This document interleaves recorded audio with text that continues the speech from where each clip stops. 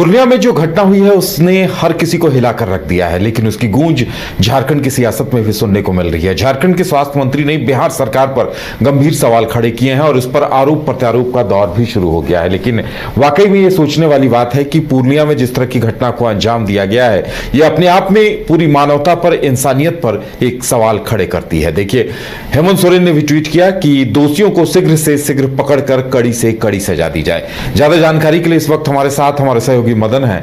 मदन, देखिए, ये घटना वाकई में मानवता और इंसानियत को शर्मसार करती है, लेकिन उसकी गूंज झारखंड में भी सुनाई दे रही है। क्या कुछ हुआ यहां? बिल्कुल, देखिए, जिस तरह से घटना पूर्णिया में सामने आई है उसके बाद अब एक तरह से कहें आरोप प्रत्यारोप का दौर भी झारखंड में भी शुरू हुआ। बशर्ते ये आप जानते हैं कि बिहार में आने वाले दिनों में चुनाव होने हैं। ऐसे में आदिवासी समाज के लोगों की हत्या हुई। हालांकि अंधविश्वास में यह हत्या हुई है, जो पहली जानकारी मिल रही है। डैन बिसाही के आरोप में यह हत्या की गई, लेकिन जिस तरह से हत्या की गई वो जरूर समाज में लोगों को विचलित करने वाली ये तस्वीर सामने निकल कर आई। ऐसे में अब जो स्वास्थ्य मंत्री हैं इरफान अंसारी, उन्होंने मुख्यमंत्री को एक पत्र लिखा और कहा कि बिहार में जो वर्तमान हालात हैं, जो आदिवासी हैं, जो पिछड़े हैं, उनकी स्थिति काफी बदतर होती जा रही है, आपको वहां पर जाकर देखना चाहिए।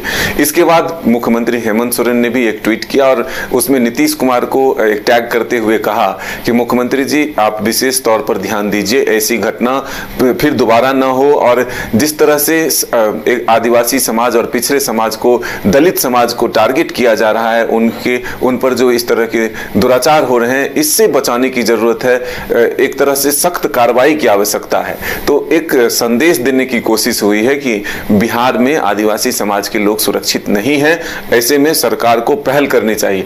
अब देखना होगा कि मुख्यमंत्री के इस ट्वीट के बाद नीतीश कुमार की तरफ से क्या प्रतिक्रिया आती है। हालांकि बीजेपी जो झारखंड के नेता हैं वो कह रहे हैं कि एक तरह से ये प्रेशर पॉलिटिक्स किया जा रहा है। हालांकि इस घटना की हम निंदा करते हैं, लेकिन आने वाले दिनों में जो बिहार में चुनाव हैं तो अपने ही गठबंधन के दलों पर वो प्रेशर बनाना चाहते हैं कि आदिवासी के नाम पर राजनीति कर अधिक से अधिक दबाव बनाया जाए और अधिक से अधिक सीट हासिल की जाए। अब आरजेडी और कांग्रेस इसे किस रूप में लेती है ये आने वाला वक्त बताएगा, लेकिन अपने ही गठबंधन के दल के नेताओं पर या फिर दल पर एक प्रेशर बनाने की कोशिश है कि आदिवासी के सबसे बड़े हितैषी हम हैं, बिहार में आपके रहते हुए भी सुरक्षित नहीं है आदिवासी समाज, तो फिर हमें झारखंड से अब बिहार में एंट्री करनी होगी और फिर हम अपने आदिवासी समाज के लोगों की रक्षा कर पाएंगे। मदन, देखिए, बिहार में चुनाव है और उससे पहले इस तरह की घटना का होना, ये झारखंड में भी एक बहस का विषय तो जरूर बना है। बिहार में भी सियासत को यह प्रभावित करेगा? बिल्कुल, देखिए, दोनों तरफ से वार पलटवार शुरू हुआ है। बीजेपी जो झारखंड के नेता हैं वो सीधे तौर पर सरकार से ये कह रहे हैं कि आपसे झारखंड में संभलता नहीं।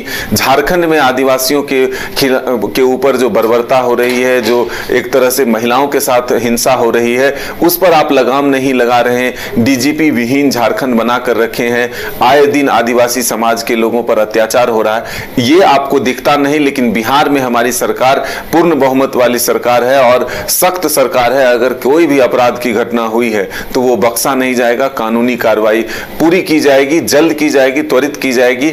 ऐसा ये आरोप जो है प्रत्यारोप का दौर देखने को मिल रहा है। चलिए, तो अब देखने वाली बात यह होगी कि इसकी गूंज झारखंड में कब तक सुनाई देती है और इस पर क्या कुछ सियासत होती है, ये अहम होगा। घर रहने का मकान भर नहीं, ये खुशियों की तिजोरी है। दरवाजे पर दस्तक देता पड़ोस, खिड़कियों से उमड़ आता आसमां, तारों में उलझी ऐसी ना जाने कितनी दास्तां। कहती हैं चले डायमंड सिटी, एक सफर हम सफर के साथ अपने घर तक। Diamond city, life long bonding, 500 से ज्यादा खुशहाल डायमंड परिवार। जल्दी करें, सिर्फ 200 फ्लैट बाकी। आज ही बुक करें अपना आशियाना।